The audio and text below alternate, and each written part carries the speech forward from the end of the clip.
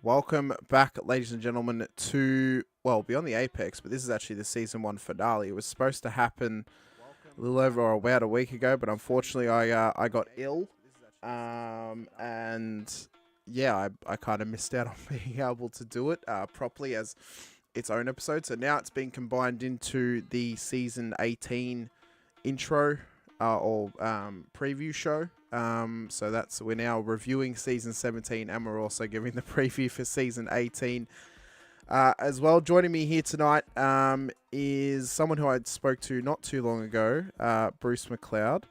Great to have you in here, Bruce. Great to have you in here to chat about the pre-qualifying system, the current pre-qualifying system that we are now using, and also discuss why certain drivers may be seated in certain positions and why others may be a bit lower than what they might have anticipated. So, it's going to be good to chat about it regardless, and also chat about some of the changes this series has made in between Season 17 and Season 18 as well, especially with the calendar, because I'm sure now at this point you would have gotten a confirmed calendar that we can somewhat talk about. Hopefully. Yeah. Yeah. You think so? There's a piece of something which I think I probably should do, but I haven't done yet. But anyway, I'll talk about that in a second. I feel like a midget now. Can I make this chair any higher? I think I can now. There we go. There we go. Now I'm out of shot, right? So, but what is different this time to last time is you're actually reporting from your parents' house. So yes, Bruce, I popped up and seen Mum and Dad before Christmas, so that's what this background is. It's just the spare room with all the stuff, the old Macs and stuff. And what's funny is when I do this for work, people think it's a green screen until I start throwing stuff in it. So, but yeah, excuse the background. Yeah, hi Hamish. Thanks for having me back. Yeah, so how did this all come about? I think we're out having beers and with a couple of people come through, and John Ben Ray, and we sort of were talking about it. And I just said, "Hey, look, you need a hand? No worries, I'll throw my hand in and help out and see what I can do." I have some coding skills, so that figured that was probably the way to lean into this and sort of look at what we did the last couple of years and just evolve it a bit.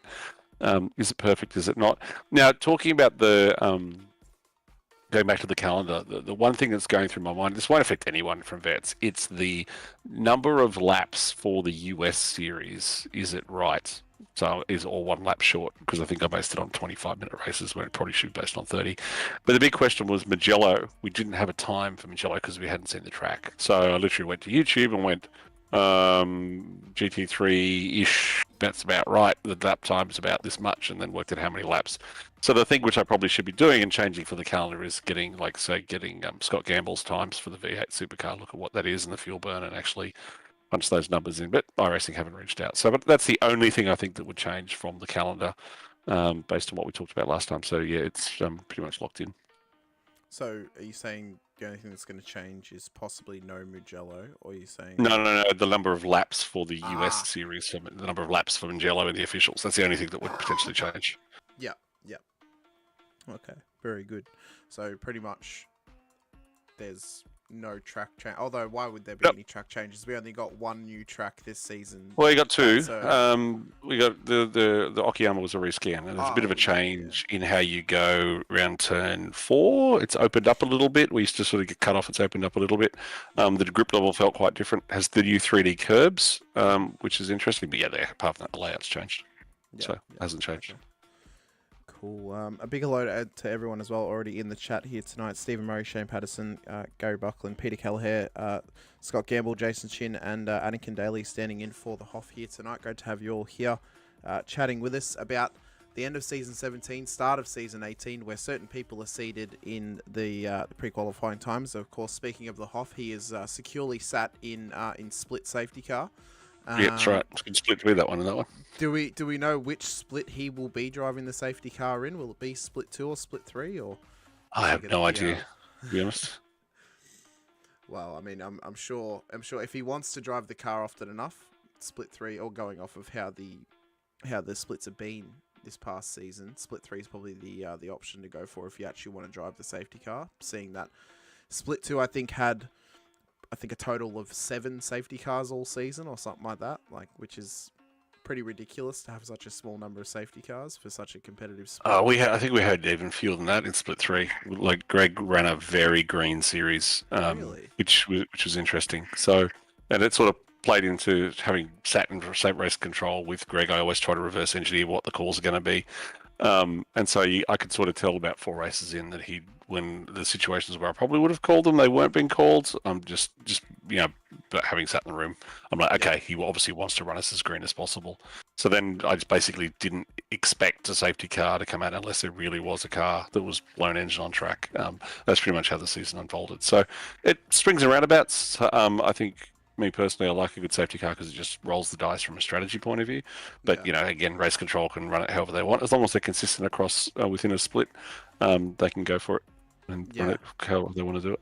Yeah, I think and consistency has been one of the big things trying to get that down pat, obviously going forward and getting it so it is consistent for not only in each split contingently, but actually within the splits as well, because you don't want to have one incident cause a safety car, and then the next week have the same style of incident with the same outcome, but no safety car.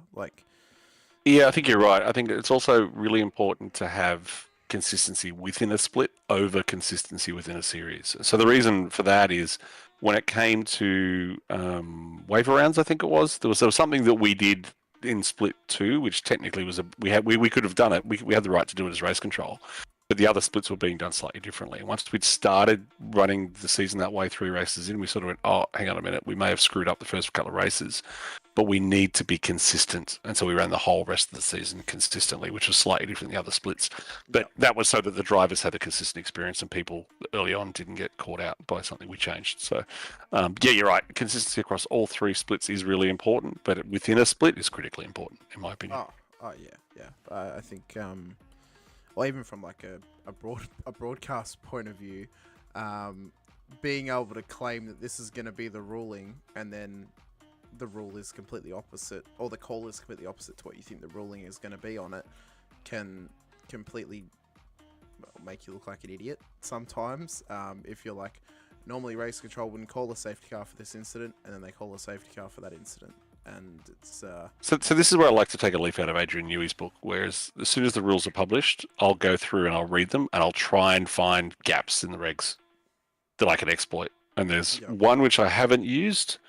I'm not going to say what it is because I probably will use it, but I have a specific button on my button box with a little rabbit on it, which is specifically to enact a certain strategy based on a certain loophole in the rules that I haven't seen anyone find yet or need yet. So they are there, but obviously as soon as they get exploited, they get shut down. But that's what Adrian Newey loves. He loves finding, here's the rule, here's the reg, here's the gap. How can I exploit it and leverage it? But when it's all green, you can't really do that, unfortunately. No. So more safety cars so I can exploit the rules, please. Also, we've had David Coleman in there confirm that at this stage, Hoffy will be in the split 3 safety car. So you're going to get to hang out with Hoffy next season. Well, at least my volume's low. What do you mean my volume is low? Let me adjust my volume so it's a bit better for you, Shane. Thank you for letting me know of that, though. I mean, going into how things are currently seeded, of course. I mean, obviously we have 23 drivers in Split 1 who would already be confirmed to be in Split 1, being that the top 20 stay up and the top 3 from Split 2 go up. So there's already 23 drivers in there that are confirmed. But if we look at the promotion pool, and there is the question, and people who are watching from home can go into Discord, they can find this link as well, and they can also look at this with us. Not that I know it, but it's bit.ly/vets VETS-prequal, PREQUAL, and if you want to post a question, you add a dash question on the end of it. The questionable name in that little Split 1-2 promotional pool being Scott Gamble, seated at 41 at the moment. I think it's probably this point where it's worthwhile explaining what the promo pools are versus the splits themselves. So this is sort of a carryover from last season where we had the locks and if you like the whatever they were called, there was another name for them, and across the sheet had five columns across the sheet. So that I started to visualize that and realized it was going to be a pain for me just to move that stuff around doing it in my software. So I thought let's go long. And then I was thinking with the analogy for football, right, where people get picked for teams, hence where it comes for draft. So you're absolutely right that Split 1, and you could debate all you like whether this should be the case or not, but Split 1 has 23 slots that essentially are gone. As soon as the season is finished, the results are known, those spots are locked up. So what that means is there's about 20 spots sort of that are open for Split 1.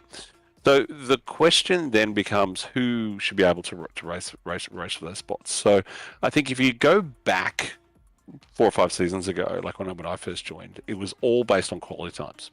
So then, for example, for me, this is what happened to me when I think the one time I've been in Split 2, the pre-qual tracks were Bathurst and Sandown. So Bathurst is personally one of my strongest tracks, and I got a 2:05.8, I think, in quali for that season. And Sandown, I got a 2:16 or whatever it was at the time. So I already had really strong times in the races the first season. Those times are carrying over. So what that means is I've got a chance, because those are my strongest tracks, of being higher up the order in that particular following season. Now, just say for example, I'm strong at Belle Isle, but I suck at Long Beach. Don't know why, just it's the way that it is.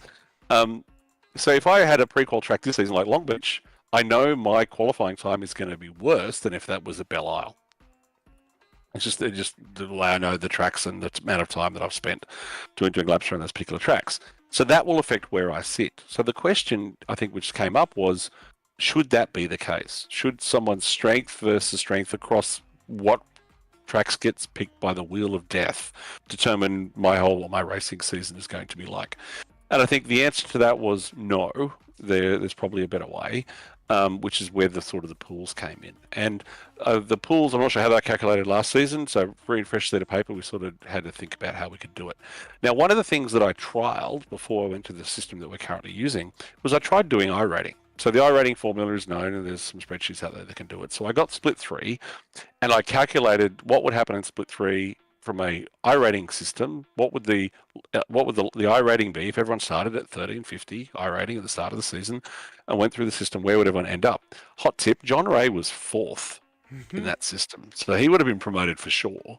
Because what it does is the I-rating system, as everyone knows, it kills you if you have a DNF or you don't turn up. If you sign up for a race and don't complete, it kills you. You lose 120 I-racing. So in our context of our league, that meant that anyone that didn't turn up for a round just got destroyed out of the standings. And if you were consistent, you got pushed up. And so with that in mind, because that was one system, I thought, hey, we can just use I-rating. We can do splits. So I'm just like, yeah, because that's what the whole point of I-rating is. It is a splitting mechanism. That is the only reason for it. As drivers, we associate glory and what do they call EPing or whatever it is, to I-rating. We put value on that number. But once you know what split is, it really doesn't mean anything. It's a splitting mechanism. So then what's interesting about that is then how do you apply that across all 3 splits? And the answer is you can't, because the splits don't cross over race to race. Right, so you don't go round 1, everyone finished. Okay, everyone back in the pool again. Now the people that finished at the top of split 2, they move into split 1. The people at the bottom of split 1, they move into split 2.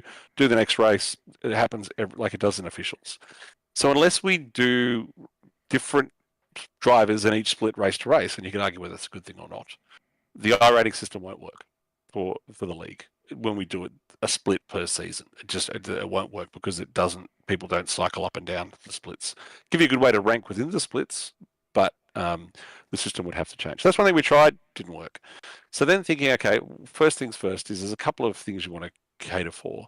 One is, what if a driver is not able to turn laps during pre-qual week? Like me, I'm visiting my parents. My rig is here. Like as much as I could probably find the Commodore 64 in the house somewhere, it's not going to run iRacing. So I can't turn laps this week. One of my teammates, Michael Yo, I think he's doing laps today, but apart from that, he's been up away all week. Ed Cullen, coming into Christmas, works his ass off all through this period, so he hasn't had a chance to turn laps either. So people don't always get the chance within that week. And I know it's a week and it's a long period of time, but sometimes people just don't get the chance to turn laps. And the old system, straight to split 3, if you were using the old system. So then people went, okay, well, let's carry over the qualifying times from that track into the season as a starting time. Now that gets a bit tricky if there's an update from week 13, which is where we are now. If there's an update that changes the track state or changes the track dynamic, like for example when we got the polish update, that changed the track dynamic a little bit. Rain, a whole new dynamic when it comes to track. Even though you're on a dry track, the track state may operate completely different post-rain versus pre-rain release. So you sort of can't use that absolute number. You can, but it comes with some caveats. So then we're thinking about what is the system to help bring those times. And the system that I opted for was to look at everyone's time across every race from season 17.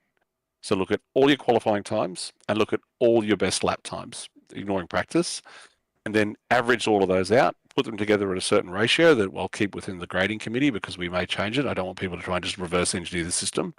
But we came at a certain ratio, and also the committee has the right to overrule it anyway. But that came up with 2 things. One, it came up with default times to slot in for people for the prequel, and also the rough ranking. Bit of a sense check. Does it feel right? Does it not feel right? Sort of felt okay. So that's where we went through, and that's determined what pool you're in. The only caveat was, what about the new drivers? And so for the drivers that are coming in that haven't raced before, I went on a bit of an exhibition hunt. I went pouring through their old race results in iRacing, looked at their iRating, looked at where they'd performed, and put them into one of the 2 promotion pools. And that was also for returning drivers that didn't race in season 17. So that's why Scott Gamble is sitting in the split 1 promotion pool, because he's a driver who didn't race in season 17, but we know he's fast, so of course he's going to go in the split 1 pool. But that's why he's not in split 1. He's in the pool because he didn't race in season 17, so we didn't have lap times for him from the series. So none of the drivers that didn't race in 17 got lap times. They just got put into the appropriate pool based on their racing history, if that makes sense. Okay. Bit of a rant, but I think hopefully that answers the question that you had. Hopefully. We've actually had a question from Brenton O'Brien in the chat saying, if the plan is to coincide with the Pro Series in 2024, I would assume for the calendar, but the calendar has always been run off the official calendar, and it was So going to let me coincide with tell the you what's East going. I Coast. can talk about the calendar. What's going on there? Let's just change topic back to that completely. So my intent is to align the official calendar with the Pro Series calendar and Scops calendars. So I have both of them for the entire year. I have both those calendars now, and my intent is to lay those down, and they will be, basically you got the Pro Series, you got Scops. Those races will go into the official calendar. Now, there's going to be a couple of exceptions potentially, and Bathurst in start of season 4 will be one of them because the Pro Series runs a week before the officials, and the officials has to run the week that they put on the iRacing special event. So iRacing have already come up with that date, put that in their special event calendar. The official race has to be on that same week. So if Scops have chosen a different week, then that just won't align. That's the only exception, though. So then hopefully we'll reach this nirvana where the officials, Scops, Vets, I assume East Coast, and the Pro Series will all be running to the same calendar. That's the plan. That's the plan, but will it work out? We have to wait and see. Um, I mean, it would be great though if everything across the board lines up, because then it means that people who race in vets can go race or go have a go at racing in Scops, or if they're fast enough, they can have a go at the Pro Series, or they can also race in East Coast. Of course, big news coming out of East Coast is they're now actually going to have a specific class for vets races, which I think is just going to be called Super Vets or Super Amateurs or something like that. Where the Super over oldies. 40s, yeah, Super Oldies, just call it the old folks home at this point. Yep, But yeah, pretty that's much. it'll be for over 40. So basically, it is catered for people who race in vets, who want to race without driving aids, or who want to race in another series that is similar to vets but not the exact same. That'll give them the option to do that, which I think is very good. And they're going to be running the exact same calendar when they hit season 9. They will be running the exact same calendar as vets, which is very, very good, because again, it will line up and it will give people racing practice for vets. So if vets is your main gig and you want to do something on the side, well, then you can go and do East Coast. They'll be running the exact same track the same week that vets is running it, so you can use it as actual race practice and get more used to the actual track and learn the track a bit easier as well under race pace. Because Or a whole week of officials. or a whole week of officials, because it doesn't matter how many practice laps you do on your own or how many practice laps you do in the practice sessions that vets provide, you're never going to get racing experience unless you do it in a racing condition. And East Coast is the closest thing you will have to racing practice under racing conditions to vets, being as they run almost the exact same rule book, just you need to have driving aids turned off and you're racing against the likes of like James Scott and others who are not in vets. So that's There kind is of one the driving aid caveat. that I run, and Yeah. the driving aid that I run is auto blip, and Mm. it's not because I can't blip. It's because if I don't run auto blip, as soon as I hop in any other car on iRacing, I'm You're always trying trying to to blip blip. it. Yeah. So, for Yeah. example, when I go, I'm going to do Daytona 24 this hour in the Cadillac GTP. Um, GTP, yeah, LMGH. And what I don't want to be doing is blipping that car for a week, right? So that's why I run auto blip. It's not that I can't blip, because I learned how to drive Skippy, so to speak. But yeah, it's just one of those things. And I also know Yeah. some people run the racing line because of vision impairment. So that's another thing as well. I'm not saying vets do, but I know a couple of people outside of iRacing that do that. So Yeah. I used to, well, when I used to run both supercars and GTs, I'd get back in the GT and I'd start blipping, and then I'm like, oh yeah, I'm in the GT. I don't need to blip anymore, and it would go away after a while. But I'd yeah. understand if you're racing the supercar every single week, almost every day, it's going to be tattooed into your brain to blip the car, and you go into anything else, your natural response is going to be to blip it.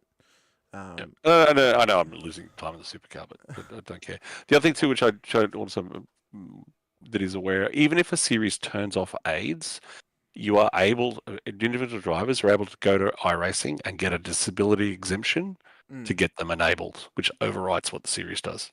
yeah. So just something to be aware of as well. Well, that's a really, really good piece of information to know if anyone in vets needs or physically needs the aids on their car, but they want to race an East Coast, that's the line you can go down. I'm sure it wouldn't take you. I'm sure it would literally be you put in an application with some information and some evidence, and then they give Yep, you they enable it your because some official series have it turned up as well. So yeah, which is very good. So, kind of looking at the promotion pools that we've currently got sitting. Interesting. So the two for split one and split two, the two interesting names that I can see on either side of the pool. So in the purple, obviously split one, in the blue for split two. Damon Fisher in split one currently at 48th seeded, and Todd Duggan back in split two. Being that Damon last season was his first season in vets, and he did okay in split two. Like, he had some fairly good performances, but he also had some fairly poor ones as well, and that can just come down to bad luck or not knowing the track very well. You have him there, and I think about people who he was racing around every week. He was racing around guys like Craig Healy, Scott Weston, Will Munro, Jim Caperonis, who else? Jason DiPetito when he would show up.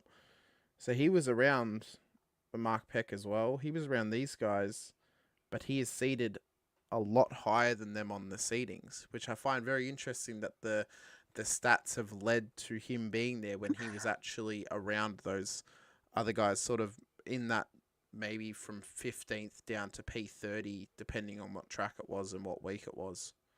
yep. Well. So let me give you some examples. So about the seating. So Damon Fisher, we're talking about, yeah. So Damon's race fastest lap across his races he completed in season 17, he was at 101.643% of the fastest lap. So by comparison, Troy Stone Street was a 101.1%. And Will Munro, a name you might recognise, was a 102.2%. So that's where his race was at. So he's about 1.6% off the fastest lap. By the way, the fastest lap was not 100. Travis Hunt also was 100.8. So that's sort of the category. His qualifying times, he was at 105% of the fastest laps. Simon Heddersheet, 102. And you've also had Michael Quain at 100.8. And Troy Stone Street again with 100.1. So that's what put him in the initial rank. It was that average across his races for the entire season being in that high order. Then the reason why he is where he is because of the qual times that he's put in. So if I look, for example, at his times for, let me have a look. Well, he's gone faster on both of his times than Todd, who I mentioned.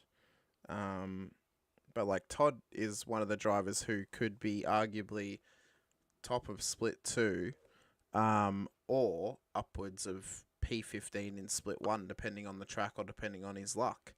Of course. Yeah, Todd. I remember racing Todd, and when Todd when I was racing, whenever he was near me, it was like because he had something go wrong. It was always just let Todd get through. So Todd has definitely improved over the last few seasons. There's no question about that. But yeah, I think this is where I think there was a question that Ed Fox posted in chat, which was, do I have to set a qual time? The answer is no. But if you want to be guaranteed of being up the order, it's beneficial put one in, to set one, right? yeah. So I think Todd's one of those classic people. Whereas if he wants to be in split one, he's got to put a time in. And yeah, 58 if you want to compare to someone as well, and you want to try and get into comparing telemetry, Garage 61 is a great tool to sign up for. I believe it's free to sign up. I signed up for it today, and I was able to compare Will and Rob's times compared to Jason Strange's times, and we could have a look at specifically what portion, or like what he was doing differently at different sections of circuit to see where they could actually gain time. And it's a pretty simple piece of software. You look at it and you compare the graphs, and you can see where someone is, on more throttle or less throttle. They brake earlier or they brake later or whatever. And it's a great tool for you because you take their fastest lap compared to your fastest lap, or your average lap compared to their average lap. And you can see across the board of a circuit where they are gaining time over you or where you might be gaining time over them. And it can give you a good thought process of, hey, actually in this section, this is where I'm actually losing the majority of my time, my lap times, because I'm not pushing as hard, or I can go deeper on the brakes, or I can go earlier on the throttle. So that's a really good piece of software that someone can use to just make those comparisons and get a little bit more information about what their lap times actually look like from a visual standpoint. Yeah, so I'm a strong believer in telemetry. I use it a lot, to the point I've actually sort of considered writing books on how to do analysis of telemetry. Even from the speed trace, you can tell a lot of things. And it's so all of the shadow racing team, we all have a Garage 61 team where we all share the telemetry, where you can really see the difference. And what's really interesting is looking at Peter Latham's traces. And it's interesting. So we've got two go-karters in our team. We've got Michael Yeo and Peter Latham, and they both behave completely differently. So Peter is constantly on rear brake, and we were always wondering how he went so fast, and we look at his data and oh, that's how he does it, right? And it's not a style that any of the rest of us use. But we're constantly reviewing each other's data and trying to find ways to improve, and do that sort of thing. So for example, Yoey when we were at Red Bull Ring, he gained half a second just by me looking at my telemetry and talking through how I went through turn one. He got half a second right there. So it's definitely a tool, but it's a tool, right? It doesn't magically make you faster. It just and VRS is the same. And this is another good reason for us following the officials is yes, the track conditions are different, but I actually you can use the VRS telemetry. And there's another tool that I've written, which is no one's getting. I can pull the telemetry out of VRS replays, and I can actually have Madison's telemetry live in front of me when I'm doing practice laps. So that I use that as well as a tool to quickly work out what my breaking points are. Doesn't seem to work because I'm still at the top of split 3, but it's definitely a tool that I have. I mean, who knows? Maybe it'll. I just had a comment from Dave Baldock saying John Van Ree is a tool. I'm not touching that with a barge pole. Yeah, I'm not. That's a them thing, not. I think John Van Ree just ordered a free punt to pass on Dave Baldock in split 3 race round 1. That's what I think. He's gonna put him in the back of his car again, so he can hang out with him for another season after season 18. That's what it's gonna be. But yeah, one thing I noticed. Speaking of Todd Duggan, we're picking on him a little bit, but one thing I noticed, especially since he actually left split 2 and he kind of left Paul Hayes behind, is Paul Hayes has really gone downhill without having his teammate there anymore. Like, Todd left him to go to split 1, and then suddenly Paul's racecraft and not that his pace has gone anywhere, but I think him not being there every week is hindering him as well. But it just seems that his consistency that he once had is just out the door suddenly because he doesn't have a teammate on track with him anymore. Yeah. So it's an interesting point, right? How, it's a philosophical one that I'm happy to talk about over a few beers, is this system we're using the right system? And what's interesting is if you take this order and you sort it by prequal time, now you can't, because some people haven't done laps that don't need to do laps, etc., because they're in a promotional pool. You get a very different grid, and I think the crossover time for, if you look at, I'm trying to work out where. So Mick Clifton, he's a top of split 3. He's got a 3:02. If I line him up, his time, it's 3:03 flat. That puts him where Pecky is. That's okay. Jason DiBitetto's time at 2:58. That puts him, and we did have a conversation about this.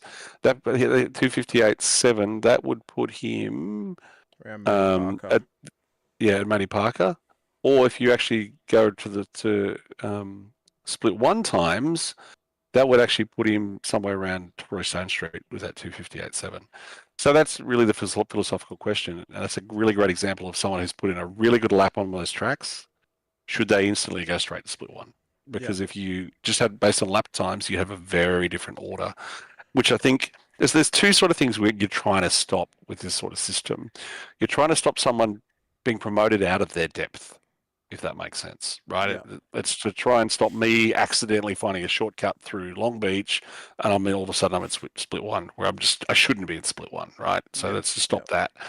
And the second one is not that this happens, but it's to stop should someone choose to, sandbag their times. So in iRacing, there's a thing called park and starts, which is a lot of drivers, they don't want to gain iRating. They want to have low iRating so they get in lower splits so they can get lots of race wins. And so and this also happens around endurance races as well. A lot of people like to be in the lower split for endurance races without using Smurf accounts. So they do a park and start where they just start a race park, and their iRating just tanks, so they get in lower splits. So you want to stop that, where someone says, you know what, I want to race for wins. I don't want to be at the back of P15 in split 2 or P20 in split 2. I want to race for race wins at the front of split 3, and then trying to just not set times or set lower times. It's trying to avoid that, which is where those locks have. Now, drivers can definitely jump across the locks if the committee thinks that they are in the wrong place, which they'll do towards the end of the week when everyone's got times in. Then they'll start to have a quick look and go, does this mate right? Is this a sense check? So, for example, there's a driver that, so just say we didn't have the locks and the gaps in, and Scott Gamble came back and he didn't set a pre-qual time. So technically, he'd be in split 3.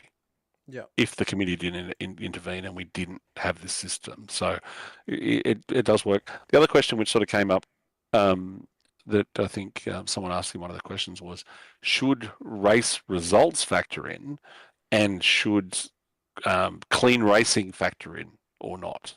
And there are the two interesting ones. So the question is, should split 1 be cleaner than split 2 or split 3? My personal opinion, and it's my opinion, and everyone will have their own opinion, is no. You shouldn't be trying to have a clean split and a dirty split, because that just feels wrong. Yeah. And should race results factor in? Well, they could. Then don't have prequal.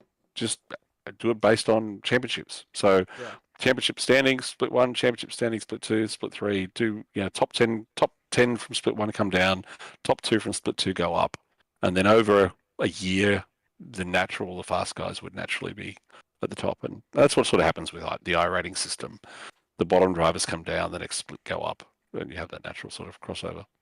So if I'm looking at some of the names kind of in the split 2 lock, who probably shouldn't be in split 2 lock, who they should be a bit higher. So like Simon Hedesheed is split 1 level, but he hasn't been able to set lap times yet, so that's why obviously he's not in that zone. Yep. I then look at Peter Latham as well. He's probably arguably good enough to be battling for a split 1 spot as well. He has definitely got the pace on his week. Paul Hayes has got the pace on his week. Brian Minogue is split 1 level. So Pete, so are they though, right? So Well, are they? I think This is the whole, I guess, Simon essential is. debate, Yeah. right? Yeah, It's like that. yeah. Can they do laps can they do hot laps that can match the pace of split 1? Yes, absolutely. Are they racing at split 1 level across the whole season? Yeah. Well, then I would also argue that someone I don't know the answer like, definitively. It's really hard, and and you say a name and you feel like you're picking on them, but sometimes you have to be realistic with whoever you select as well.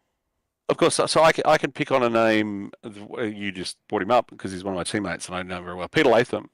So Peter Latham, you're absolutely right. On the right day, he could be super fast, and he was in split 1 2 seasons ago. But he was at the back of split 1. I know it was a season he probably would have rather not have. Peter Latham is a split 2 driver, so he is I think he is a top. Given the amount of practice time he has and things like that, he is a top of split 2 driver. He's not really a split 1 driver, right? And so that's a really good example of, he could do fast laps on the day, absolutely, but he really, I think, is more comfortable racing in split 2. So like I look at some people. I mean, obviously the crossover pool for split 2 and split 3 is pretty fair. There are some people who are seated higher than I would personally think they should be seated, just by seeing how they've raced or how their pace has been this past season and yada yada yada, all that sort of stuff. And this is not about picking on anyone or by pulling out their name. This is by discussing why is this person being selected to be in the position that they're in, and why, as the data said, that they are where they are, when in fact sometimes it actually goes a bit further than data. Sometimes real life raceability should also be taken into consideration by seeing their driving mannerisms or how they drive the car. Yep. Now, obviously, you can cut laps and everything like that, and that gives you a lot of data to go off of. But at the end of the day, sometimes their mistakes can actually be a massive hindrance to other drivers as well. And obviously, no one's perfect, and there's always going to be some favoritism to where you think somebody should be seated compared to where they actually are seated. And I think a lot of the drivers believe that they are better than what they actually are, which I think is pretty fair. Of course, the system's not perfect. So a good example of that I think when you're talking to is if you look at currently seated again, so one of the shadow drivers, so I can talk to them. So Michael Yeo, he's currently P10 in split 3 because I know he hasn't been able to set times to date. Now he was racing on good days and bad days. So we had some wheelbase failures and things, but he was racing on par with Ed Fox, Yeah. right? And Ed Fox is currently seated way up at the bottom of the split 2 battle pack in seed 64. Yeah. So that's a perfect example of a judgment call the committee will have to make of, is Ed in the right place? I think Ed absolutely is in the right place. And that's a bit of a shout out to getting some coaching from Madison down and focusing on how things can improve your driving. And same with Jim Caperonis as well. So I was racing Jim in split 3 and then he just improved. And look at he's now towards the top of split 2. Just shows how quickly people can improve and what am I doing wrong? But that's another great example, right, of someone who it does that feel right. Now, the question is then, even if they're out of place, should they be force promoted to split 2 based on pace, or should they be able to race for a championship win at the start of split 3? Yeah. And I think this is sort of where the committee comes in, and this is where the data and what I'm doing stops, and where the committee will come in and make some of those judgments. There will be some people that'll be out of place, but again, to try and set, I think if you look at the big ones you really want to look at is where you see particularly why I've done the delta. Now that delta number is from the original seeding that came out of season 17. So if you look at the big swingers, that's I think the sort of ones you want to sort of look at. So if someone has jumped up a lot, it might be okay. Why? And if you start looking at why have they jumped up? Is it one banger lap that's way above what they normally do? Then it's probably worthwhile having a look. Or if they've dropped, but a lot of people will tend to just drop as people that have set times will go above them. So a classic example of that is towards the bottom of split 1, you've got like John Latham in seed 34. Now we know John Latham is not seed 34 when it comes to raw race pace. But does it matter? No, because John can't fall out of the split 1 seed group, as an example. Of course, I'm talking shadow drivers because I know these drivers intimately, their times very intimately. So they're examples that I can talk to. Troy Stone Street's another one where, he definitely is split 1 speed. The question is, should he have gone into split 1 automatically, not split 1 or split 2 in his first season? With hindsight, we can say yes, but was the system able to do it? My hope would be that this system this year would have put him 1 split higher because we would have gone and looked at everything else he'd sort of done before just going, we don't know where he is, put him in split 3. Yeah, I think, I don't know, obviously, I think it is, although it is heavily, some drivers just have unlucky weeks, and that could also then hinder how they're seated, I think. Some people can also do really well some weeks. I think back to... And that's why when it came to the seedings, I just didn't look at the existing times for Long Beach and Jerez. I looked at every race that they competed in across season 17 to come up with the original rankings. Yeah, I think, Richard Barella, for example, seeded 43rd, or 43rd in split 2, but 91 overall. Arguably, is he 91st ranked overall? I don't know. I feel like he's almost good enough to be middle of split 2 lock, being that the season before, he was in the top 10 of the championship in split 2. Now, obviously that can come down to he was able to show up every week and some others may not have been, but that's the thing, right? So this does not reflect championship finishing position. This reflects fastest laps in races and fastest laps in qualifying. Yeah. So a classic example, look at me at Sandown. Not this season, the season before. Or was it? Yeah, this season? Whenever we last raced at Sandown. I had a crash in lap 1. I forgot to turn on my fast repair, so I had to tow and wait for a tow and was 3 laps down. So for me, it became my race is done. I'm 3 laps down. I'm going to go set purple laps. So I literally was stopping, putting new tires on, trying to find a gap, setting purple laps, staying everyone's way, coming back in, putting new laps on. Sure, I got purple laps, so I would have been ranked really high. If that was chosen as of number going into this ranking system, I would have been right up there because it was an absolute cracker of a lap. My race result was second last, but my qualifying time, my time was really high from a race based point of view. So that's where this system, it reflects lap time and pace, not race results. So we've got to keep that in mind as we all think in terms of race results, which is not what's used for the system. Well, I mean, it wasn't even necessarily just race results, but actually, because sometimes people's qualifying performance can outrank how well they actually perform in a race setting. So, like, some people are, one lap hot lappers, and then they get into a race and they can't race for. So there was You know, about 15 drivers whose best race fastest lap was faster than their quality lap. There's about 15 yeah, drivers for yeah, across both tracks where that was the case. And that yeah. could be like me, they suck at qualifying, or they had draft, or lots of those things.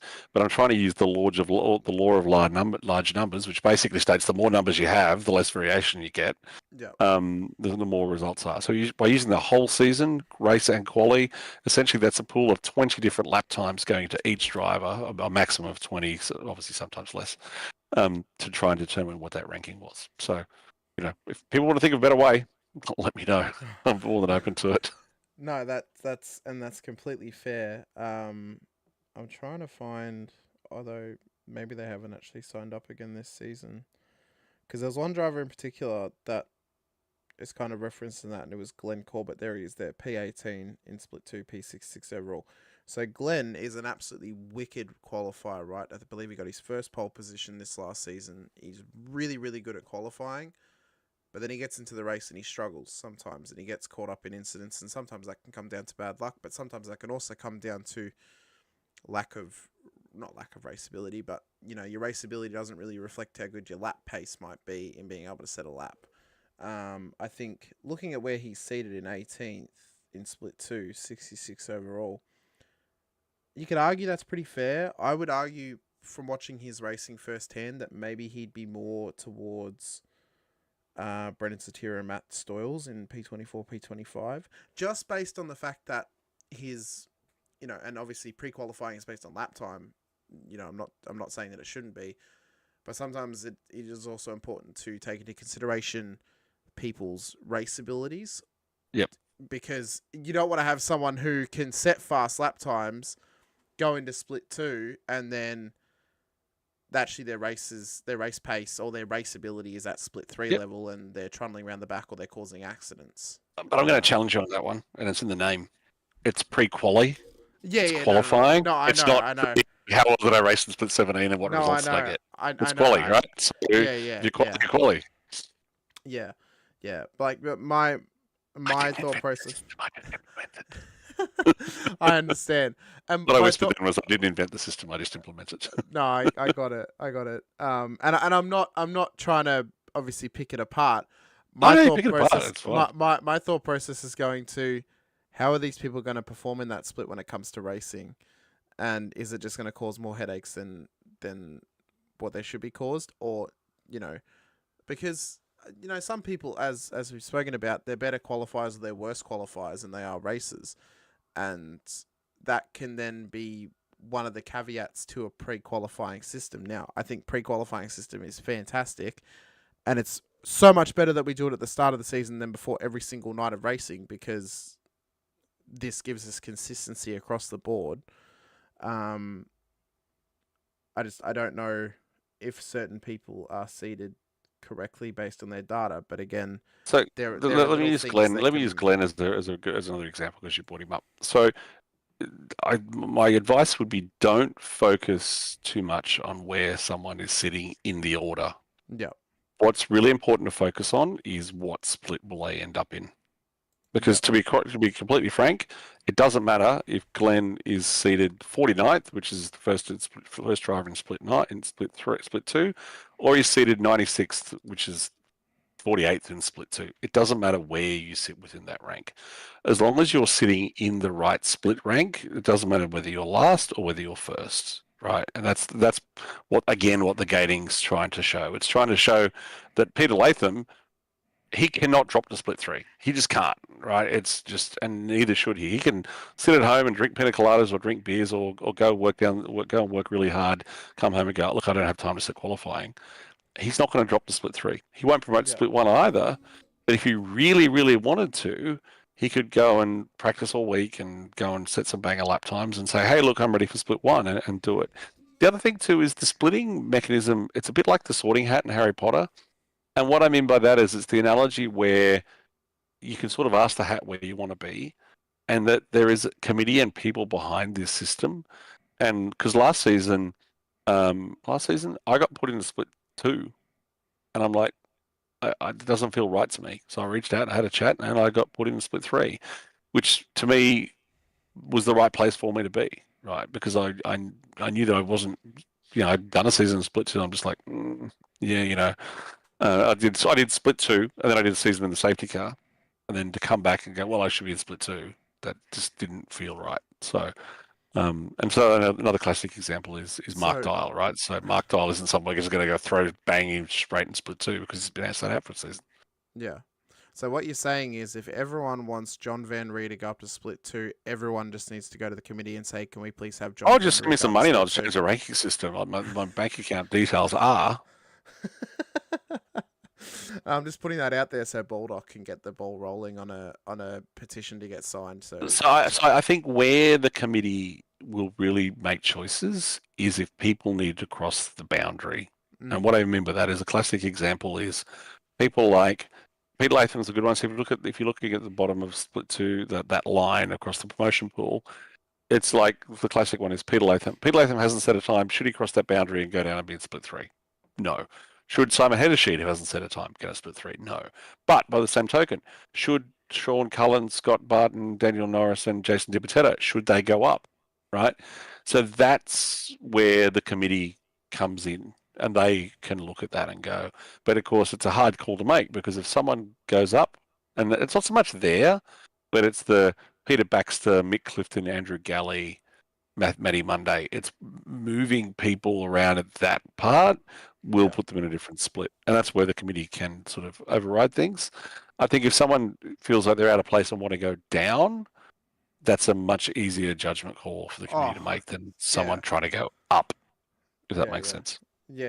Yeah. I mean, um, looking at some of the people who've been put into split 3 currently in their promotion pool, so like Michael Power, um, Ed Cullen, Scott Perrins. Even though I know people loved seeing him go up to split 2, those guys every week were trundling around the back, and may have had some good finishes here or there, but realistically they were not. They're gonna have a bit if they want to race people who are their pace and race them consistently, like lap after lap. Split 3 is the better place for them because they're gonna be around those people more than likely. Where if they're in split 2, they may end up doing exactly what they did in season 17, where they're just rolling around the back, making up the numbers, and finishing a lap down every single week, which may not be what they want to do. So it's flawed, which is why I haven't shared it. But one of the things that I did do is I took this particular list of drivers and I chopped it up. And I said, okay, let's take let's take the top of split 3 and let's see where that lines up with the lap times split 2, and the same for split 1. And what's interesting is you had split 1, you had split 2, and split 3, and the fastest driver in split 3 was right at the bottom driver in split 1. So so split 2 is literally completely overlapped with split 1 coming down and split 2 going up. So that was really interesting to say, is that if you're in split 3 at the top, that doesn't mean you are not worthy for split 2. You Oh absolutely yeah. are. Yeah, And yeah. when you hear me go on about split 2.5, that's what I'm talking about. It's that split, which is a driver could be bottom half of split 2, top of split 3. That there's a whole pool of drivers there that you could almost take them out and have really tight racing just with that group of drivers. But just unfortunately, because of the way the splitting mechanism works, we have to chop them in half and put half up and half down. And that's where you'll see people and I think I'm sort of in that category. Ed Cullen's in that category. Andrew Galley's in that category. Matty Monday. Sean Cullen as well. Depending on how they're going and how they're progressing season to season, they could literally be moving up and down between top of split 3 and bottom of split 2. And it will happen, right? Because as drivers get better, they'll progress. It's motor racing is just all relative. So if someone's progressing faster than you are, like Jim Caparonis, right? Straight up, or Royce Jones Street, they'll go straight up. But I've beaten both those guys in races, right? So, I could get some super juice and get some coaching and do nothing and quit my job and just spend all my time racing and put in some laps and raise my lap time to be, sort of middle of split 2 if I really, really focused on it, was prepared to do that. But it's just, it's just life. Yeah. At least that's my excuse and I'm sticking to it.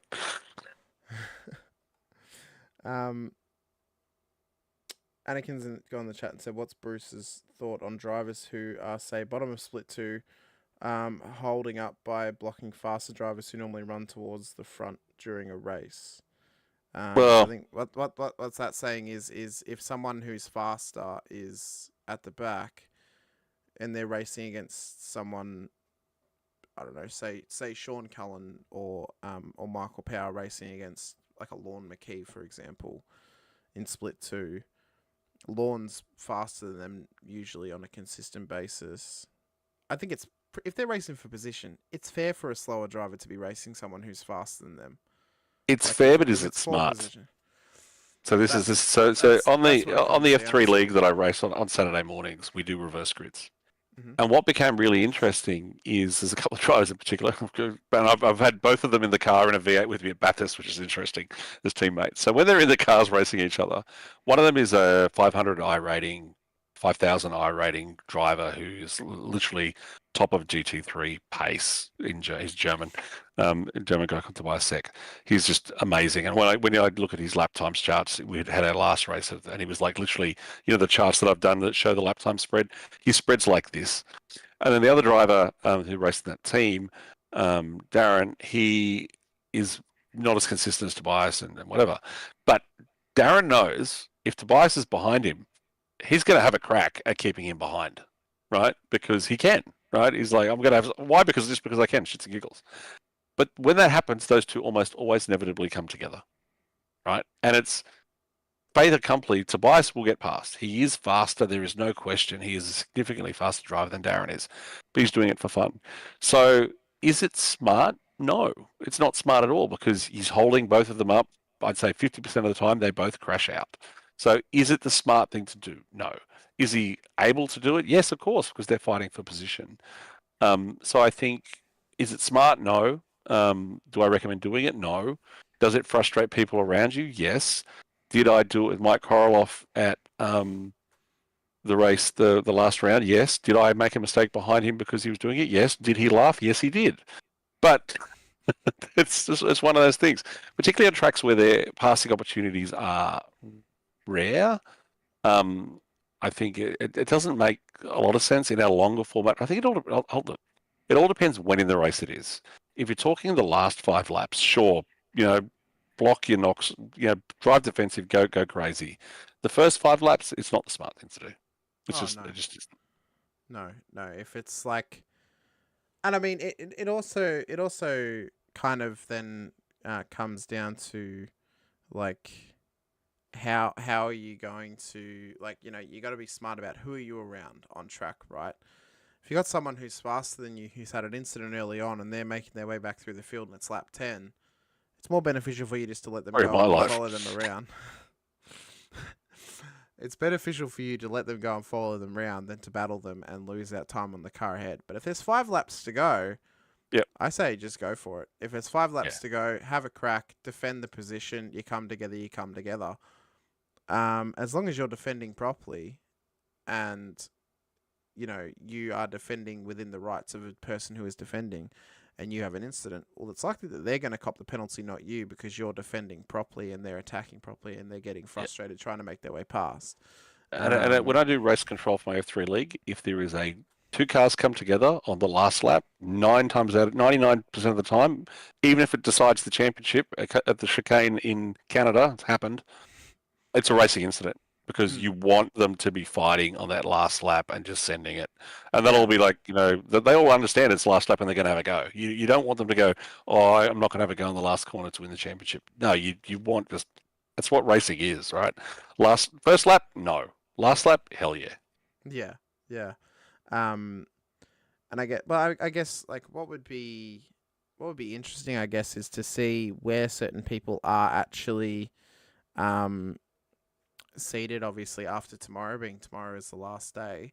Um, and it'd be interesting to see what the committee decides on where people are positioned. I would think that obviously certain finishing positions are more important than others. So if someone has a top 10 finish in a split, right, split two, for example, say if they have a top 10 finish, but they're currently in the position where they may be voted to go down to split three, do you make the argument of actually should they go down to split three? Because they've actually had quite a few finishes where they've been on pace to finish up higher in the standings, but they've been taken out or they've made a mistake, and sometimes that could also be a factor in where someone is seated. Because, well, I think back to Hockenheim, where there was a massive incident lap one, and then Shane Randall trundled around for the whole race a lap down because there was no safety car that allowed him to get back onto the lead lap. Oh, no, he did get back on the lead lap, sorry, but because he was so far back, he was battling for P31. Right, his pace though was top 10. He got taken out lap one in the top 10. So, you know, does that then get taken into consideration of, well, this So person actually, that doesn't affect his seating at all. What yeah, affects his seating at Hockenheim is the pace of his fastest lap and his yeah, qualifying lap. The yeah, fact he finished P30 versus P2 doesn't factor into the seating for these splits. yeah, yeah. We've It's race also got based. a lot of comments in the chat just Go for it. to swerve onto a completely other topic again. There's talks about sprint races in the chat, and if we're ever going to see sprint races. Now I know you don't make the decisions on what the race formats are. I have spoken about it in the past, though, that I'd love to see at least um, two sprint races per season, where we have two races in a night, and one of the races is a reverse top 10 or a reverse grid. And it would be like, so say if we're going to be having a 250k race night, first race would be 100k, second race would be a 150, and it would be a way to give an opportunity for someone who's at the back, an opportunity at maybe getting a better position than where they might be seated. Now, as someone who races in split three, who is consistently around about 9th or 10th, I'm sure you would prefer a reverse top 10 over a reverse grid. Otherwise, you're going to be stuck at the back trying to make your way through the carnage in the So longer in race. the F3 league, we run reverse random. So each week it might be 8, might be 9. We have a much small. We have a tiny field. We have like 20 cars tops. And part of the reason we do it is because we just don't want we literally had Nikolai Rozovu, who's a professional F3 and GT3 racer, against, and so the 5,000 I rating driver that I talked about, Nikolai makes him look like an amateur. So we have a massive skill spread in that league from actual real, and when you look at the data of these different drivers, it's just ridiculously amazing to watch real drivers' data versus not. And what's interesting is we're almost done away with reverse grid because yes, it's great for spectacle on the off the start line of race 2, but we found out it just causes so much grief of this driver who is a second a lap faster than that driver is out of place, and it just causes carnage because they'll go through and the other driver will block them or won't let them through. And it's if you want to artificially create action for a broadcast, go for it. If you want it to be actual racing, though, it's not the right thing to do. And I run them every week, right? And that F3 league, we've run them for seasons every week, so we see exactly what the results are. Plus, also data and result tracking becomes weird to the point now where we have 2 heats. We're actually doing reverse grid for the opening heat based on qualifying. So the person who qualifies P10 actually gets pole, but we have points, significant points for qualifying first. So that's a different way of doing it, but again, it's all admin overhead to do. But there's these small experiments that you can run. 2 races versus a longer one. Yeah, I'm not sure. It's different. But I think one of the beauty about vets is personally I like the strategy element, and sprint races just takes that strategy element. So if you want to do sprint races, I'd say go to officials. But that's just me, and everyone will have a different opinion than me. It's my opinion. I'm allowed to have it because obviously I'm into data and strategy and you want to play your advantages, and that's me. That's what attracts me to vets is the longer races with the pit stops and the different strategies.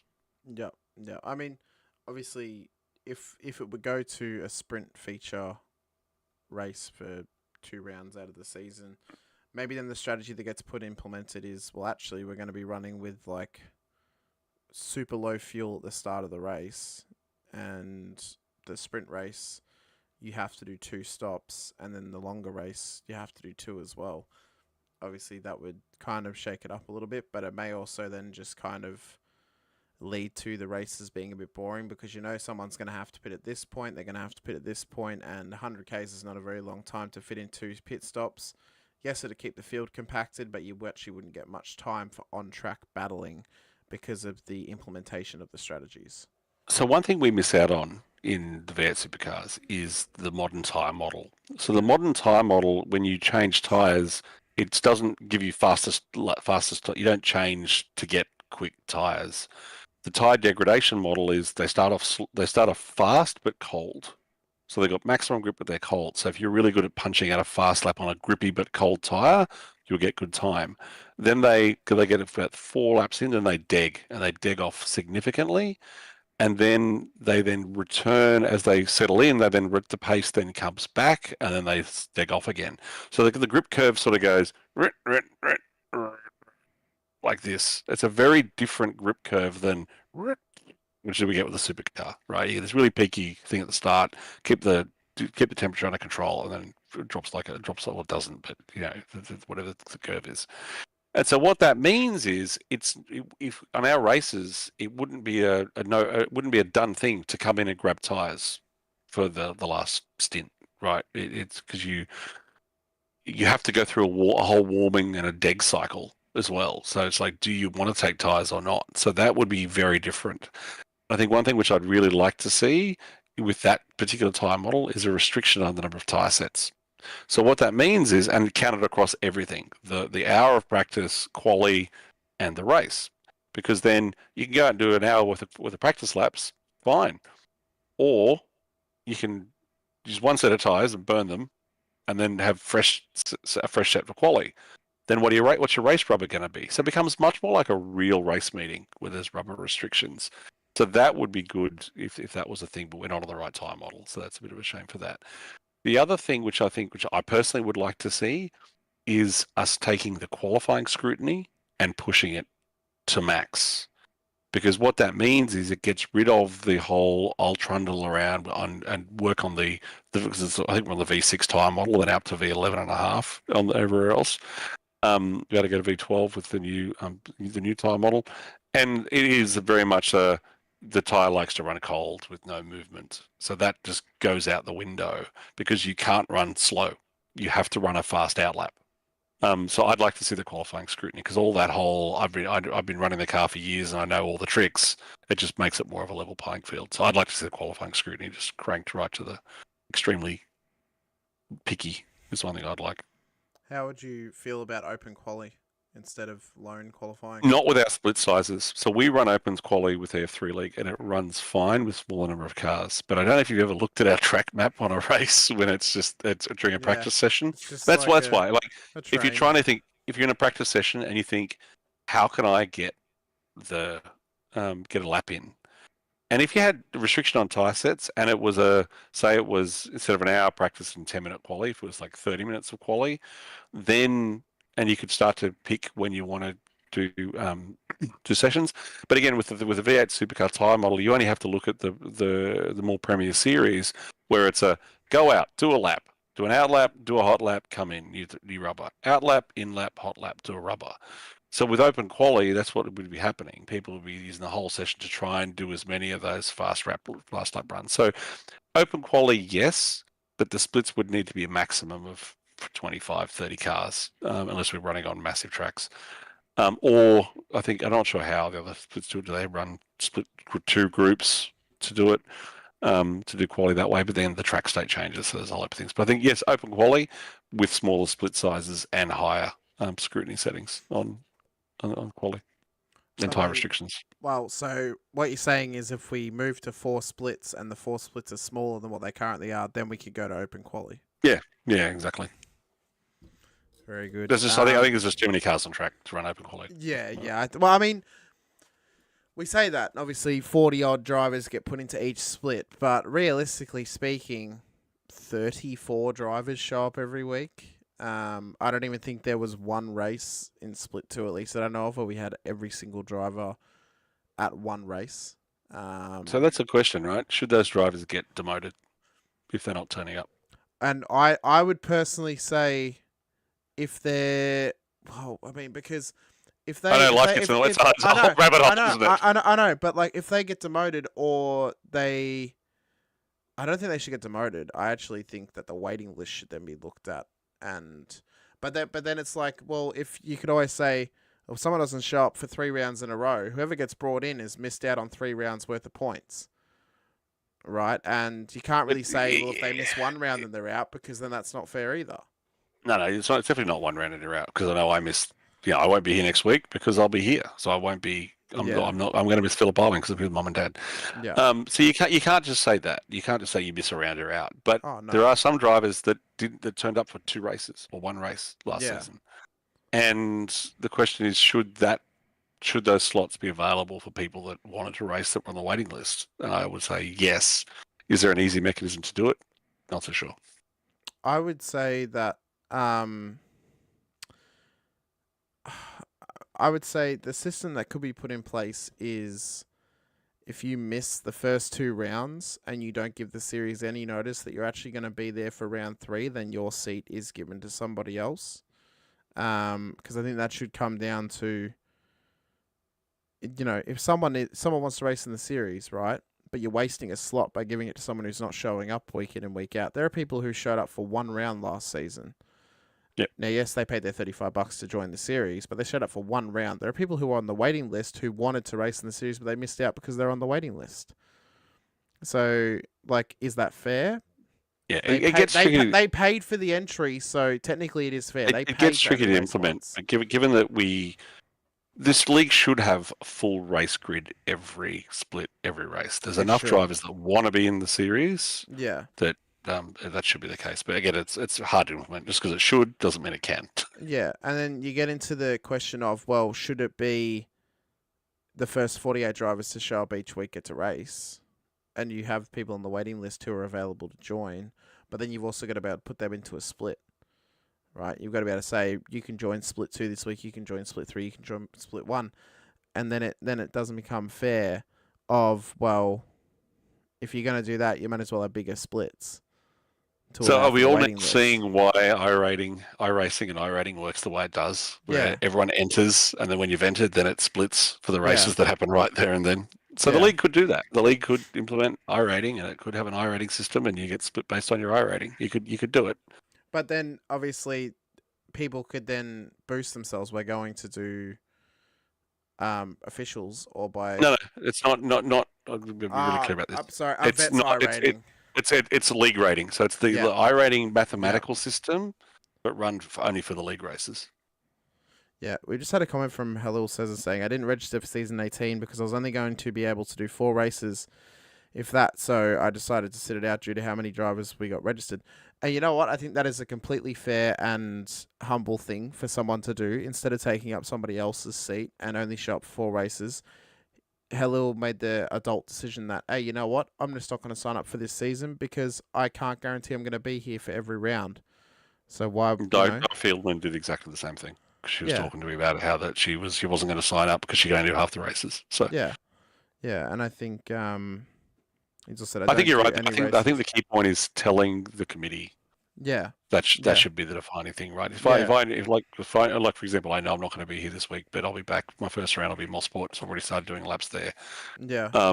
Is there another season race I'm going to be away? I don't think so at this stage, but life gets in the way. So, but I know I'm going to have to carry that round, and I knew last season I was going to have to carry 2 rounds, which is, birthdays and things just happen, and sometimes you have higher priorities than racing in a fantasy league. We just had a comment as well. We just had a comment as well, although this kind of goes back to then the league iRating, but AOG do a really good job of reserves being on call each round. they poll the Discord that the drivers nominate if they are going to be able to race or not, and the cutoff is 24 hours in advance to the actual race. I'm sure that could be figured out to be a way to do it, but again, you'd have to have people pre-qualify, so then they are eligible for certain splits. But I think it also just comes down to you got to look at the calendar and think to yourself, am I realistically actually going to be able to show up for the majority of the races this season? No. I'm going to go on the waiting list, or I'm just not going to sign up for this season and I'll wait until the season after, because obviously this is a difficult time of year for people to show up for racing. We have a full month pretty much where people are probably going to be going away, or they're going to be doing things with their families. Yeah, Australia shuts down, basically. Pretty much. So realistically, are you going to get full numbers? Now, I doubt we're going to get full numbers pretty much after this week. I think round 2, round 3, or round 3's in the new year. Do we get full numbers round 2 and round 3? I don't think we do. Round 1, possibly, but I doubt it. I think round 4 onwards is when we're going to start to see the numbers come back up again. But even then, you're going to get to like round 6 and it's going to be Australia Day, and people will probably be going away again anyway. So, yep. Will this be a strong season for sign-ups each week, week in, week out? I doubt it. But what I think that also comes down to is not many people are going to be going away for work, but they're going to be going away for pleasure. And it's going to be whether they want to work it in or not. And again, that comes down to your personal reflection on if you are going to be able to commit to the series. And I think no one's saying that if you should have to sign up to the season and do every single race. Yeah. But I think what we're trying to say is there are people that would happily put their hand up and take that slot if it was available. And is there a way to do that? Yeah. In the future, possibly. Gary But by the same token, we don't want to create a huge headache for the admin. No, that's true. Gary Buckland's just asked us how many people are on the waiting list. I think it's might have been 15 or so people. More than one, less than 100. Yeah. I know it's enough to fill in the slots that of people who don't actually show up. Thanks for being with us here, Halil. Appreciate it, mate. And hope to see you in the chat during the races this season as well. But yeah, I mean, and one of the other comments saying as well, that's what the Velocity Racing Team boys did this season. They're taking a season off, and they're going to see if they can sign up for season 19 because they didn't want to have to take up. They couldn't commit to the whole season. They didn't want to have to take up 2 spots that could be given to someone who can actually commit to the series as a whole.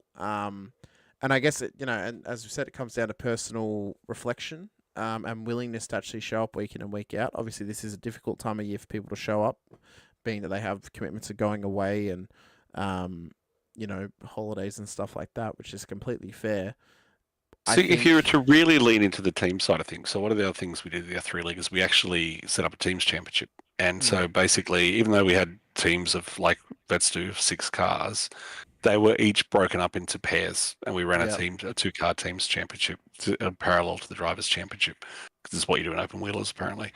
And what would be interesting is, from this point of view, if you say, for example, you have Shadow Racing, do we as Shadow Racing sign up a couple of reserve drivers? So essentially the team has 6 entries, and if we can't field those entries is the word I was after, do 2 other entries from our team take those slots. So there's a couple of different ways you could structure it. But again, you want to try to do it in a way so that it doesn't push the burden back onto the organisers, because the last thing they need is something else to worry about during the week. Yeah. No, I mean, I think looking at vets, you can only ever do a teams championship if you can actually split your team into sets of 2. Because I mean, obviously teams like WKMP, Old Mate and Sons, and others like them have got a monopoly on vets, and it's ironic that I say that, but Infinity's starting to get a bit of a monopoly over it now as well. But what it would mean though is that you would have to make your own mini sub teams. That's what it means, right? So it means you'd have to pair off within splits. Then for drivers that will buy themselves, we made them pair up as well. Yeah. So hey, you two are side by side. You can be Team Tato, Too Afraid to Overtake. Yeah. They came second in the champion actually. Team Too Afraid to Overtake came second in the F3 championship. I mean, well, my team, for example, it probably would have actually been split pretty evenly last season. This season, super easy to do, because if Jamie, for example, doesn't move up to split 2, if he stays in split 3, although it's looking like he's going to be in split 2 based on the seedings, then it would be like Rob and Shane would go together, Will and Wayne would go together, and then Jamie would just be a representative in split 3. Or last season, it would have just been Wayne and Jamie are on a team, and then say Will and or Shane and Robbie are together because they're the most consistent performers in split 2. And that would be kind of how we would weigh it up. But team championship, I think, is something that could be implemented in the future, but then you're going to have like privateers go together, or there's always going to be or there's always going to be like the odd one out in a team who's like the 7th driver who doesn't actually have a teammate. But we just do it for fun. So if no one else pairs up, then no one can compete. Yeah. Well, there's the one guy who has 2 other teammates that never turn up, and he finished 3rd even by himself. So who knows? Yeah. Roy Clark in the chat saying Paul Wayne having Will. Oh, he's going to have to deal with him next year because he's going to be stuck with me spotting him as well in split 2. Jackal saying could be things like different main sponsors. Just because he wants me to have to do more livery work, so I'm in pain. Hey, once I got the base down, it's just about changing the sponsors. That's all it is. And that like this season, for example, for our team, or actually for this year, because we don't do season by season liveries, we do yearly liveries because I'm not making a different livery for every single season, and we'd also like to keep it consistent on broadcast so our cars are actually recognizable. So like Jamie, for example, we get too bored every season. Yeah, something new. Yeah. Well, see, that's why I'm under the mindset of make the livery look absolutely banging straight up, so you don't have to make a change again and you don't get bored with it. My thought process is quality over quantity, obviously, and I'm trying to make my liveries look as best as they can because we're going to be stuck with them for a year or 6 months. We'll look back at it in 6 months. We do quality and quantity. Yeah, I see. But, we've got. I do it myself as well, but we've got. Oh, there's a very large explosion outside my house. I don't know what that was. It was actual significant explosion that actually made this house move, which is bizarre. The thing which I'm thinking of is we actually have a new team member who took over the livery making. So now we have every teammate will have a different color as well. So for this coming season, so that person has got way too much commitment, and that is going to change after this season. I guarantee it.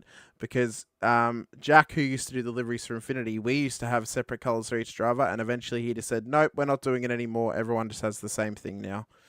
And even I do a separate livery for each driver, but that's because their names on the wing and their numbers on the roof. But it's the only thing I've got to change whenever I make them.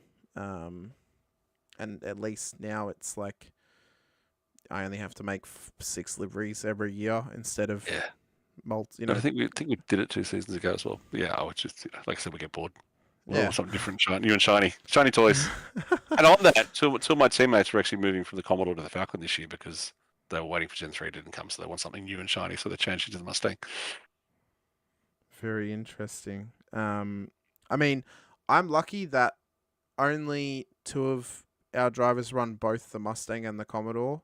So realistically, but then it gets hard because I have to make East Coast liveries as well with the different banner. But then people in East Coast don't even run the correct banners half the time. And it's like, I got to do it because otherwise we're breaking the rules. Well, theoretically, you should be able to use decal layers, but they just never work properly, particularly on broadcast for some reason. None of this, iRacing software doesn't pick them up. And on the thumbnails they get used for broadcast, they definitely don't get picked up, which is weird. Decal layer is designed to solve that problem. But you need iRacing. You need Trading Paints Pro if you want to apply decal layers through Trading Paints to your own liveries. You can do it by hand, but that's why most people don't use them. John, I know it's the same banner as Vets, but because they're in Super 2 in East Coast, they have to run the white one, which then means that they have to change the livery every Tuesday and every Thursday. So if you want to make Super 2 banners the exact same as Vets, that would save me a whole lot of work. But yeah, please make. Well, technically, the broadcaster could blast decal layers on top of every single car. Oh, they could. And the actual wouldn't matter what the car actually runs underneath. John, get it done. Save us all effort in making liveries, please. But no, I mean, yeah, like the point that I was making was, Jamie asked me if he could have his, or number one, if I could make him a company logo for his company, and then also if it could go on the car. And I said, yeah, sure. So then I made the decision that he's actually just going to have a different bonnet to everyone else, and his bonnet, instead of having yellow, hey, actually, you know what? I'll tell you what. I'll put a photo. I have photos. I'll put them up on here so we can actually all see them. And I can, you at least get the visual representation of what I'm actually saying. Yeah, that'll work. We'll do that one, and then we'll do one of these so we can actually see the differences just quickly. No, we won't create new. So the difference being, I just assumed Jamie was going to stay in split 3, because I knew he didn't particularly want to have to go up to split 2, but it is looking likely that he is going to be in split 2 with the Did boys. I say Falcon, not Mustang? Yeah, you did. I didn't want to have to call it out and make you feel bad, but yes, you did. Thanks, Roy. So what was debuted in East Coast last week was our new livery for next season, which looks like this. So it's literally just like, you know, a slight update from our livery this season. My thought process was, I don't want to particularly have to make this thing look like it's a massive change, but I wanted it to at least look different enough that people could actually notice it. So the difference for Jamie's will be, if I can just move it here and make it slightly smaller so we don't actually... Is it going to have CRC 226 instead of WD-40 on the car? It's going to have, you can kind of see it, but his bonnet is actually orange, and it has the Aloha Gardens stuff on his bonnet. So that's the difference between them, is his car has an orange bonnet, every other car has a yellow bonnet with WD-40 on it, and that's the only difference between them. But it was something that would differentiate them between each other for split 2 and split 3. And if anyone else was going to be in split 3, they were going to get given Jamie's car as well. But now it's looking like that he's going to be in split 2, and he's just going to be the odd one out running around with an orange bonnet. But that was kind of the thought process between those changes for this season. But yeah. Oh, thanks, Gary. Thank you for saying me that I have a nice hat, which is just my livery on my head. Anakin's asking me if Will's running a banged up Mustang. Will's been told this year that he's actually going to owe me money next season if he crashes the car too many times. I'm sick of getting a bill every time that he crashes the car. Alternatively, what you could do is do the livery that has the damage on it at the start already. Well, to be fair, the white actually does have a pattern on it, which does make it look like the car is slightly crumpled. So he already has got a pre-scratched up looking car, to be fair. Although in all fairness, last week at Winton, his car was actually pretty neat and tidy in East Coast, and then it just suddenly was all crappy because somebody decided to hit him in the side as he came through turn 2. But apart from that, actually it was up to turn 1 because someone went off the track and rejoined incorrectly. But apart from that, he actually had a neat and tidy car all race. But yeah. Yeah, they're starting to talk about lube in chat, so I think we better get away from that really quick. Yeah, that's enough. That's enough usage of that. But yeah, I think next season it's gonna be. Oh, actually, you know what? We will give the people the official reveal of this as well, because I have actually done the split 2 thumbnail for the YouTube streams. I have done that already. I work fast, even though I did it in an evening. But we'll reveal this now. We might as well. Being as it is round 1 this week, of course. Phillip Island. Already? We haven't been there. I know already. We haven't been there since season 16, I do believe, was the last time we were there, if I am correct. Getting a heap of Facebook notifications. So the split 2 one at least will be this. Boom, there we go. There is the season 18 wallpaper for season 18. Went for a blue theme this time. It does look very similar to season 17's, but that's realistically just because I liked how it came out, and I thought, yeah, it looks good. Jack saying, I heard this track's made for these cars. It is definitely made for these cars. Phillip Island was created in the hopes that Gen 3 supercars would race there one day. and it was built with that notion in mind. But yeah, so this is I our heard it season was made for 18. motorbikes, but Well, really, it was actually made for road cars. It used to be a road course actually, so that was what it originally was. But yeah, so that'll be the split 2 wallpaper for next season. So if you're looking for the yeah, I don't know, Stephen. Apparently, they've been trying to line it up. Obviously, if they do get a new sponsor, then that'll be going on there somewhere. Um, but yeah, so that'll be what to look for when you're looking for split 2 broadcasts for season 18. It'll be this blue one now with the white text instead of the white with the red. Um, Ironically, well, no one really knew about it last season but me. But my inspiration last season was actually a movie poster for season 17. It was for the film 17 again, which I think is massively underrated. Good old Zac Efron and Matt Perry movie, and then ironically Matt Perry passed away during season 17. Have I asked Bruce the most important question yet? No, I haven't, Jack. Jack loves asking these questions with me whenever I commentate with him, and that is, are you a fan of pineapple on pizza, Bruce? I don't mind pineapple on pizza. What I'm not a fan of is anchovies on pizza because they just dominate the flavour way too much. Yep. But yep. the go-to pizza though is the Aussie, which is the breakfast pizza. That's the go-to. Done by the right pizza place with the right base, not some random Domino's or Pizza Hut. It's got to be from the local Italian place in my local area. Yeah, I don't mind an Aussie. My preference personally is for either. I've been going really just hard into just a good old classic pepperoni pizza, but I also do love a satay pizza. Oh, so good. Love a satay pizza. I'm all about them gourmet, wacky, and wild flavor combos like a kebab But to pizza. be honest, something like that. I'm generally more of a go away from Italy and go more into Spain and go into Mm, that cuisine, which is what we have at home most yeah, of the time. yeah.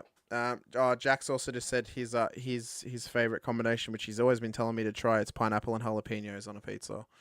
So apparently it's a quality combination. I'm yet to try it, but Like a good calzone too. I haven't had one for a while. I like a good calzone. love a Pizza. calzone.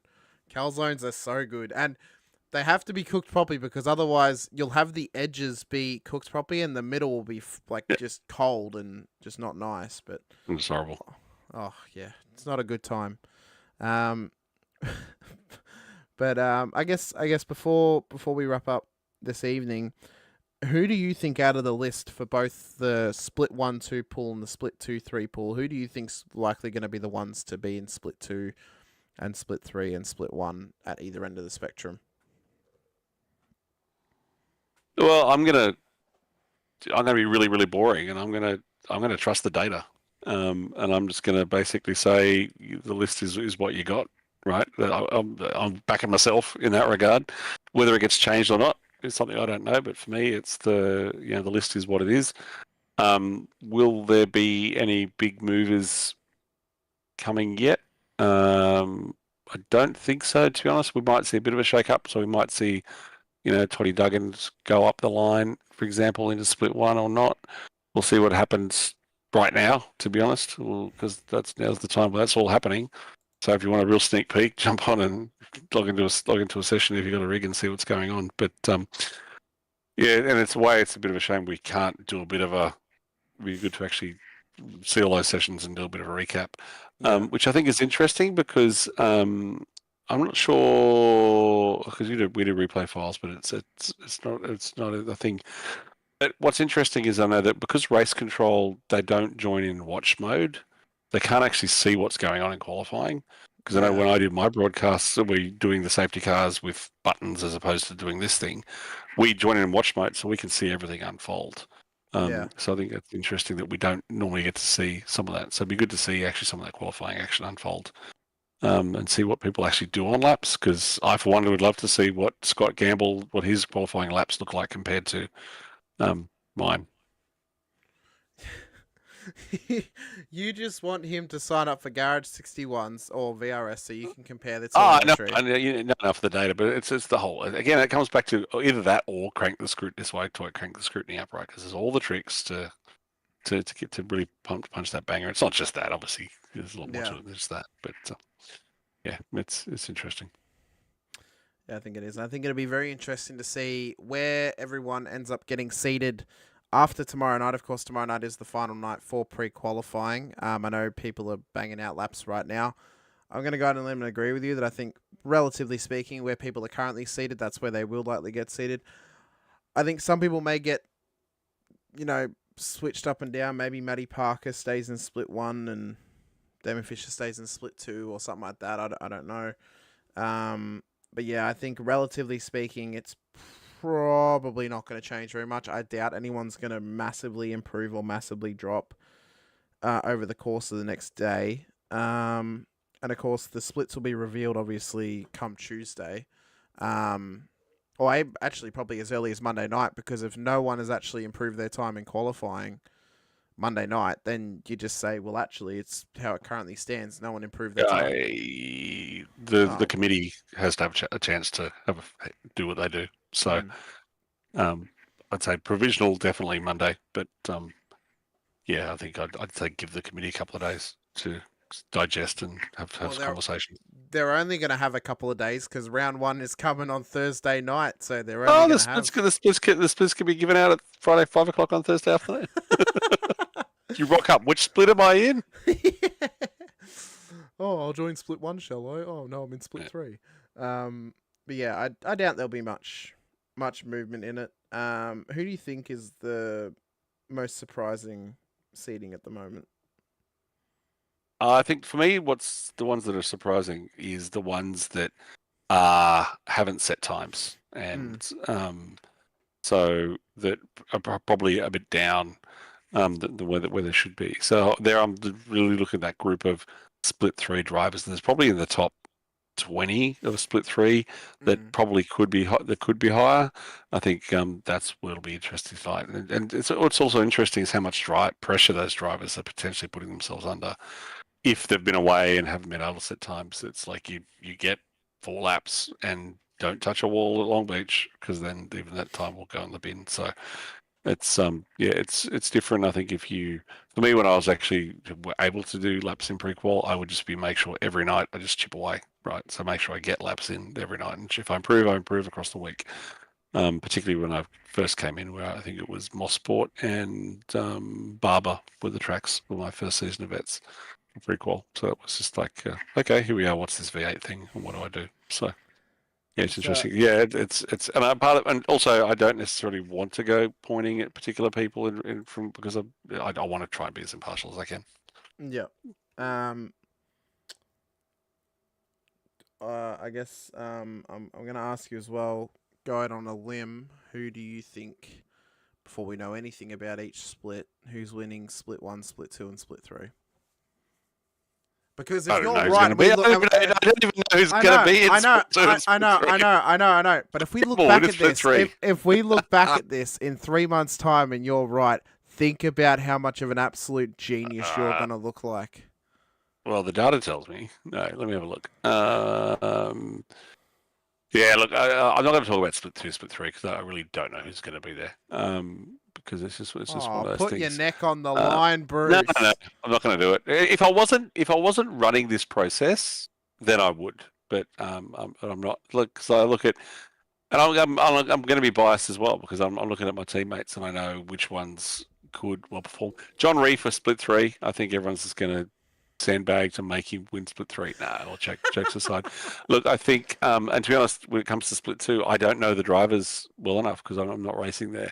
One thing I will say as a call out is one to watch will be Ed Fox. I think he's definitely a driver on the rise. So he'll be one to watch in the split 2 broadcast for sure. Split 1, I think it's going to probably come down to Van der Kraan and Gamble. I think is going to be the 2 drivers to do it.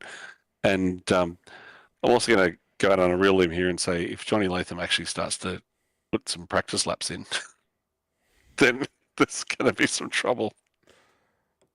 There's a few drivers in split 1. I'm going to put my neck on the line and I'm going to say that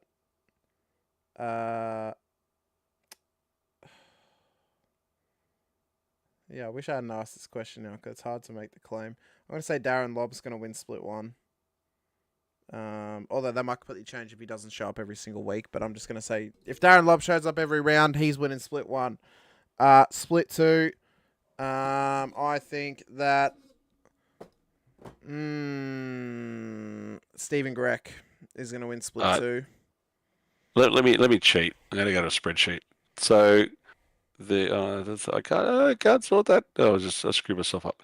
What I was going to say was no, that doesn't work at all. I was going to say the average rank for split 1, but I've screwed it up completely. Average finished across all races. Is that even sorted? No, it's not. I was going to try and go to the data, but all it's telling me that Adrian Zeal's going to win split 1. So that's obviously completely wrong.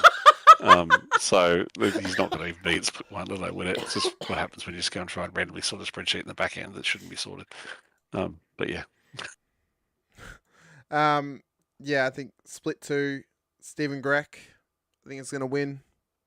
He came reasonably close last season, but he's pretty unlucky at other points. Split 3, I think Jason Chin is going to win split 3.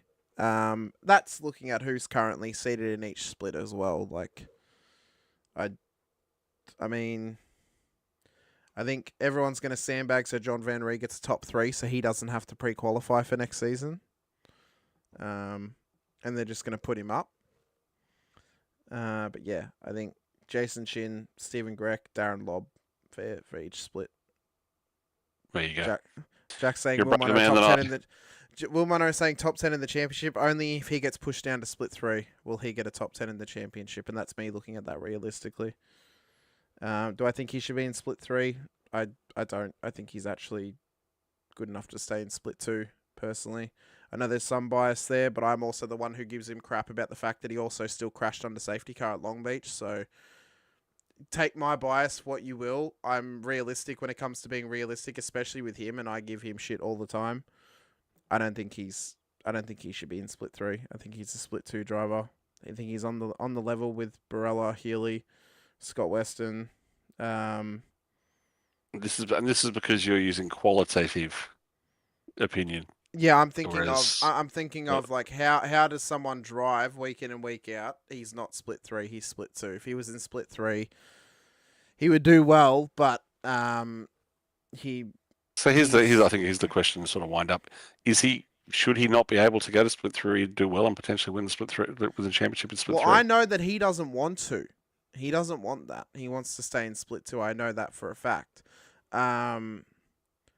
Does he deserve to go down there and have a crack at it? Surely. I mean, but I think that he has more fun being in split 2, being around people who are, he likes being able to push himself personally. And I'm sure that's the same with any other driver, and I'm not asking for favoritism to be shown towards him, obviously. If he wasn't good enough for split 2, I would tell you that he's not good enough for split 2. But I think that he is, and I think he's proved that. But I think once again, I'll say that there is that whole group. Oh yeah, no, I know that. Where it's all the drivers could be, and it will completely change the day that we get a 4th split in vets. He will be a split driver through and through because that is where he will be positioned. He will be positioned in the section that is the in between or the ether of split 1, or split 2, and split 3 because that's likely where the 4th split would get added, or up and above. Well, they'd shuffle that way anyway. They'd shuffle, right? Yeah. So it doesn't matter where you split them, they would shuffle. Just the mid-split point would move up or down. Yeah, and he would unfortunately for himself, well, not unfortunately for himself, the above line would get moved down for split 3, and then you'd have split 4 on the bottom. But regardless, I think it's a really, really good system. I think it's looking pretty fair. I think it's gonna be interesting to see who does well next season. And I think that it'll be interesting to see where people do get split for season 18. I'm really looking forward to season 18. At season 18, I think it's going to be a great season. I think season 17 was the best vet season that they have currently had. I think it is actually getting better season after season, and I think that's coming down to continue pushing on to produce better content, to produce better broadcasts, and also to produce better racing as well, and fairer racing too, which I think is incredibly important. Bruce, I'm going to ask you this question because I asked Scott Gamble this. I don't know if I asked any of my other guests this, but what's one thing that you would want to say to your younger self? And it can be about anything, about life, about sim racing, whatever. What's the one thing that you'd want to say to yourself if you could meet your younger self from 20 or 30 years ago? Buy Amazon stock. Smart play. Either Amazon or Apple stock, to be fair. No. So Where do I work? Amazon stock. yeah. Yeah, that's fair call. That's fair call. Well, thank you for coming on here today to have a chat to me about the pre-qualifying. Best of luck for season 18. We'll see where you end up. Likely split 3, I would think is the definitely general split 3. consensus. There's no question about that. Um, Because I don't even have my rig with me. So if I wanted to, because last time I came up, I did bring the Logitech wheel up, and I went, no, never doing that again. Get on the keyboard and mouse. No, I've had someone try that in one of our league races. It's horrible. Because someone was at Nürburgring watching the 24-hour race, and so someone jumped onto their account with a keyboard and mouse and tried. I had to actually disqualify them out of the session. It was that bad. Simon, how many more drivers required before a 4th split due? I think it's pretty much when there's like a want of like 190 people to join the series, or when the series has the availability for it. It's more when the people in the background are able to deal with the logistical headache of it. Yeah. So. And the other thing too is if the driver's in a split, everyone basically the assumption is if you're racing in vets, your split is being broadcast.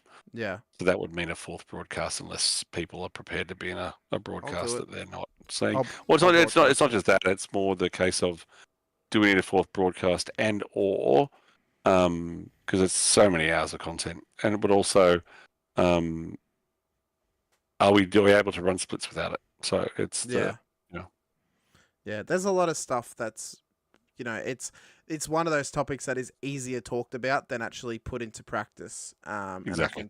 And I think it's something that we'll be deliberated on for a long, long time. Will we get it within the next year? Who knows? Hopefully the vets higher ups liked my idea of doing the double season for season 20, and we get a race from every single season that we've ever had in vets. I think that'd be a pretty cool idea if we could have that go forward. Obviously, that is a conversation for another day, and it's a conversation for the higher ups to have.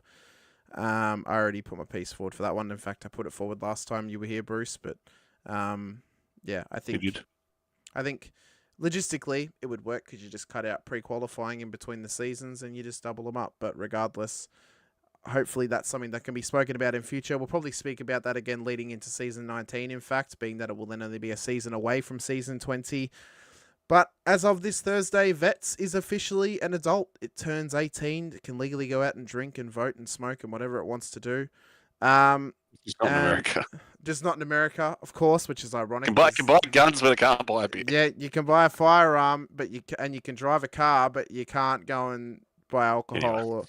But regardless, but thank you for coming on once again, Bruce. Really appreciate your time. Really appreciate to have everyone watching here tonight and having conversation with us in the chat. We will be back. I don't want to say this week. We'll be back.